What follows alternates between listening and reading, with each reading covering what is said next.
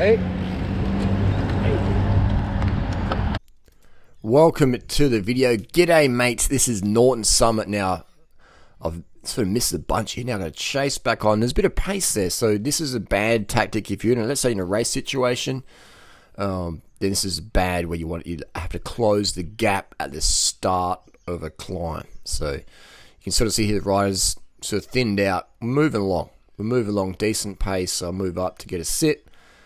And we're about to turn left on the Norton Summit. This is Saturday. This is Saturday morning bunch ride. There's a guy there left in the white shoes, black bike, disc brakes. That's Dan Potter.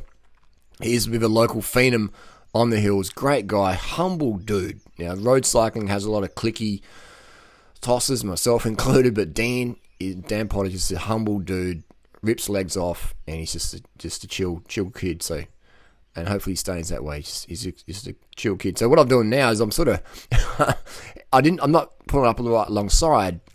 One, because I want to give you a bit of angle as him, but two, also I don't want to talk because Dan's a friendly guy. He'll probably start talking, and I'm just like, I'm already gonna be sort of gassing out. So I'm dropping back a bit to avoid conversation to save my lungs for later on. And also what I'm doing is I'm sort of boxing him in. Because I'm like, well, this pace is all right. Let's keep it at this, Dan. You know, but once he goes, and it's going to go, and it will go. But anyway, that's just a little tactic there. You can sort of like half drop back on someone if you don't want to have a conversation because you're saving your lungs. Because if you're talking on the climb, you're doing it real easy. And I'm just conserving my oxygen as much as possible because my goal today is to try and do a faster time. It's not to be the first up the hill. It's just to get, maximum sort of power, keep the pace relatively smooth, and just try and do a faster time. So I'm not really going out there today to whatever. But there's obviously riders in this bunch who are in much better condition than I am, and you'll soon find out that. So you can see this group here is very rim brake dominant. These riders here represent the fastest riders, some of the fastest riders in Australia, and definitely the fastest riders in South Australia. And there's only, it's so I'll move over here. So now I'm going to let Dan. I can tell he's itching. I want to get a different angle, show you. Look, that's how you can tell he's the fastest climber. You can just sort of see he's out the saddle, just thinking, should I go now? Should I go later? He's just itching to go, but I think he's going to wait for someone else to make the move. But that's why one way to spot a really strong climber. He's in the big ring, just sort of dancing, just waiting for it to go. Just waiting for it to go. Looking around, having a bit of chat. And that's how you sort of see who's who. And so we're cruising along here. This pace is pretty stable. It's pretty steady. It's a good lead out. It's a bit slower than we normally go at, but it's about to light up any minute before someone starts to go, right, let's get the party started here.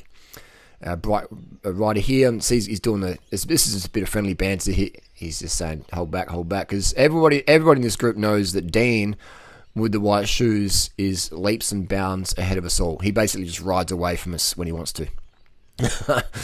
And it's pretty. He's only young. He's got 17, 18. It's just a very young lad, down to earth. So that's good to see. And he's on a pretty heavy bike. He's on the heaviest bike here. But now the group goes up the head. There's a couple of riders there. So Dan's going to cover that, and I'm going to get on his wheel. I'm feeling like today's the day to really give a bit more gas. And instead of letting him go up the road, I'm like, today's the go. I'm going to try and hold Dan's wheel for a bit. And we're zooming along the watts. Here.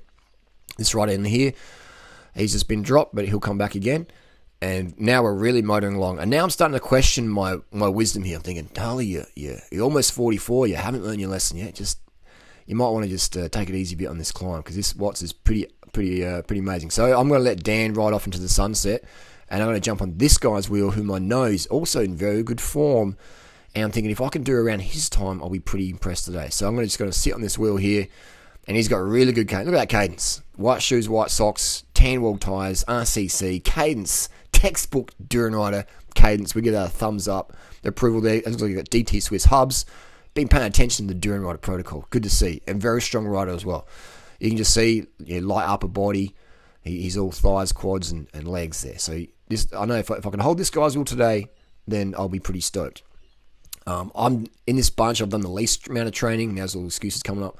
I've done the least training. These guys live for the bike. Like, these guys are dedicated. Calf tattoos, immaculate white socks, immaculate white shoes, all the kit, lightweight bikes. These guys definitely love riding. There we go, there's a move here. So this guy was on my wheel, he's attacked. So we're doing the attack thing today. So I was sort of accelerated a bit. I'm like, nah, I'm not going to sprint that hard up. I'm just going to blow up even sooner. So Normally, the fastest way up a climb is not to attack. The fastest way up a climb is just to hold the watts you can hold for that duration. So if I close that gap, then I would be like, nah, that's just gonna blow up the lactate. So again, you can see these guys are fitter than me. So I'm just gonna hold my watts here. Now, looking in my mirror, there's no one behind me. So I'm in a bit of a no man's land. So now I'm thinking, maybe I should have held Dan's wheel. And I'm starting to question all these things. And then I thought, no, Harley, going back to your default goal for this ride, for this climb, and that's to do your fastest time as possible without blowing yourself up. So I'm just trying to hold the pace. Now I can see now these guys are really picking up even more. I think Dan has sensed the vegan guy, Max. A lot of these in this group is mostly vegans, vegetarians, or vegan-friendly meal options. No one in this group is a hardcore meat eater because your guts just going to blow up at 400 watts. So you can sort of see there's a bit of a gap forming between Max and Dan there. And so that pace is really accelerated up. I think Dan's appreciating the competition there, and he's leveling up, and he's up in the watts. Now I can see behind me, if I look to my left, I can see that there's a crew coming up. So I just ease off the watts. I'm probably doing about 320 watts here. I'm just easing up. I thought I might as well just keep the pace, have a bit of recovery, and let that group catch me. I'll jump on the back, we'll work together, and that will help me have a higher average watts and a faster overall speed versus just trying to hammer myself to bridge the gap across and then blow up more and slow down at the end. So I'm trying to have even pace here. Now the group's going to catch me in probably about 30 seconds. So while we're waiting for that, let's talk about anabolic steroids. Let's talk about my body weight. I posted on Instagram recently, picture here. On this day, I'm 69.9 kilos morning weight. After taking a cable dunk and passing some urine, 69.99 kilos. And that is with a reduction in anabolic usage. With anabolics, I'm more like 78, stuff like that. So going off the anabolics, teetering right down, it has made my weight drop right off. So I've held the power, and then weight's the same. Here we go, now the movement. And they can pass really quick. I thought there was an acceleration. I'm like, wow, you guys, we can pass. So now we're in race mode again. So now I'm 8 kilos lighter because I'm taking less anabolics. I can start to get up the front more of these guys. Now, look at that pace. They weren't riding that pace when just before. So the pace is up. Now I'm thinking, hang on, this feels like 5 against durianrider. And that's cool. It's good fun. And so this rider here, he's having second wind. He's just powering off, and he's doing well. And I'm like, no, I'll let him go along. I'm going to ride side by side here. Not really get much of a draft. Tactically, this isn't good for me to do if this was a proper race situation. This is a mini race going on now. This is a bit of a race. We want to beat Durianrider top of the climb, and we want video evidence of that. And they got it. And so we're just sitting in here. But you can see his riders here. Super skinny, super lean. All the bling blinds. This is a disc brake bike. Now I'm thinking at this point, I'm glad this guy's a disc brake bike because his bike is a bit heavier than me, and he's putting the hurt on. So I'm just glad that he's got a bit of a disadvantage, and he does have disc brakes. That is definitely a disadvantage. The bike I was riding on that day is very, very, very, very light. 6.3 kilo bike I'm on. I'm on a 6.3 kilo bike. I need every bit of help I can get. And the reason why I didn't ride the SL7 tarmac disc is it's just too slow. It's just too slow. I'm riding with people who are fitter than me. I don't want to give up my advantages. I want to have every advantage possible, gear-wise. So I just don't want to ride disc brakes up a hill. It's just when I'm trying to hold the wheel, it's like, what? Why do I need disc brakes on a ride like this? I just don't. We're not going over any mud. We're not going over any gravel and dirt. We're not using big fat tires. I don't need disc brake bikes. But that's personal preference. Personal preference. So I'm glad this guy in the front's on the disc because it just helps me last a little bit longer. Just a bit of a marginal gain.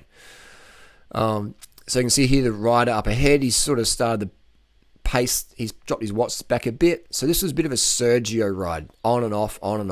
And I'm just riding sort of two abreast here, just to give you a bit of footage. And we're just cruising on. This is the straight part of Norton Summit. The wind conditions say pretty, not much wind, really good temperatures, quite a cool morning, first cooler morning of the year, really. But let's get back to my anabolic steroid usages. Yeah, definitely. I would say the big thing of anabolic steroids is they give you massive sprint power. As a climbing cyclist, no, not they wouldn't give you. Depends on the situation, but for the average person, I would say they're negative because they add weight to you. I mean, I'm 8 kilos heavier. So if I'm holding this same watts at 8 kilos, there's no way I'm here. I'm at the back, way out the back. All right, so with sprint, you definitely get enhancements. So if you're a track rider, if you're a crit rider, if you're a sprinter, for sure. Hill climber, no. If you're a professional rider or runner who's really, got family and kids and running yourself in the ground like a 50-hour work week, then for sure, it's going to help you with recovery. But my personal experience with anabolic steroids is it hasn't enhanced my cycling performance because it's just added weight to me. It does give you a boost in red blood cells, no doubt about it, but it also comes at weight. So it's that's been my personal experience. Just being able to be totally honest with you and transparent. But yeah, now coming back down to my normal natural weight, which would be probably about 65 kilos. If I was stayed off for long term, I'd go back down to 65 and then I'll be up the front with the same power. So the steroids add water retention, they add nitrogen retention, they add muscle, but they don't really give you much in terms of cycling upper hill performance, unless you were some person with severe anemia or whatever, which is not me anyway. So that is the go there. So now I've gone to the front, pulling a bit of a turn, got the flick of the elbow there, and now I'm trying to catch it back up this rider here. White socks, tan wall. He seems to be like he's fading a little bit, or maybe he's just foxing, but I'm just going to cruise up here. And then in a second, we're going to have another. Here we go. So this is definitely let's go attack durianrider day. So I'm like, all right, we're gonna just hold the wheel. So I'm hoping this guy's just gonna keep on charging, and now he sits up. And I'm like, all right, well, I'll keep going. And I out the saddle and I kick the pace again. So I was hoping he was going to keep going, but that's all. This is really good training. Now we catch these guys here who are coming up the hill, and they're going to jump on, and that's fine. That's the Norton Summit. Everyone's welcome to Norton Summit. Just make sure we pay it all attention. So there's riders here, so we're going around. Whenever you're going around riders, also let them know you're coming. Otherwise, I might swing out and you cause a crash. So I'm out the front here. There's a train of riders behind me. There's maybe 5 or 6 riders on my wheel. And I'm just, not phased with that. I just want to keep the watts up. I want to keep the pace on. I'm not going to slow up and start foxing. I want to get that time. I want to get that average watts up. And so then we have a rider come around here. We passed him a minute ago. So yeah, he's keeping the watts up. I'm going to jump on his wheel. And he came over very smoothly. And he's going to bury himself there for a few seconds. And I'm just going to use that draft there to keep the pace up and the watts up. So this is really good. This is a Veretti bike. Remember those Azuris back in 2013, 2014? Good bikes. They're actually a really good bike. They were very, very cheap, but the frames were fantastic quality.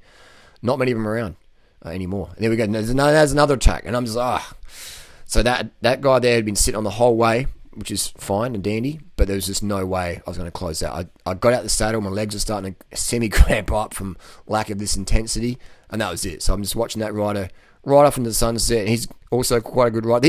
All these riders could be professional riders. There's no doubt in my mind if these riders are in Europe or wherever, full-time training, these guys could be definitely professional cyclists, maybe at World Tour level, maybe definitely with some sort of Div 1 French team, etc. for sure. These guys all wanted to be pro riders at some point in their life. So these guys are, just dedicated. Now we go here, boom, there's a bit of a push there. So yeah, it's good fun. I didn't hold that wheel very well then. I was pretty gassed at this point. The lungs were fantastic. The heart was fantastic. The blood volume is fantastic, but my legs are just not used to that level of, acceleration, the surging. I just haven't done that for a long, long time, like years. So today was the first real, attack sort of acceleration I've had for quite a while with riders who are a better level than me at the moment. So that's pretty good. Most of these riders in this group we're riding with do have a faster PR up Norton Summit than I do. And good on them because they put in the work, they put in the training, and they're dedicated for the bike. And that's what I love about Adelaide. There's another attack there, looking over the shoulder. So this is definitely desktop durianrider day. But it's just fun. It's good chasey. It's good fitness. Everybody in this front group got to the climb. We all had a sick workout, and it was just great. And this is what I love about Adelaide. That's what I love about Adelaide there. We've got Robert on the left here. He's a pursuit rider from back in the day. And this is the top of Norton Summit. So just back there is the finish line. And it was Max said, cooling down. This is where it doesn't matter. He's cooling down. But that is the deal. Norton Summit, thanks for watching. We'll see you on the road. That is the hardest bunch ride in the world. End of March edition. See ya.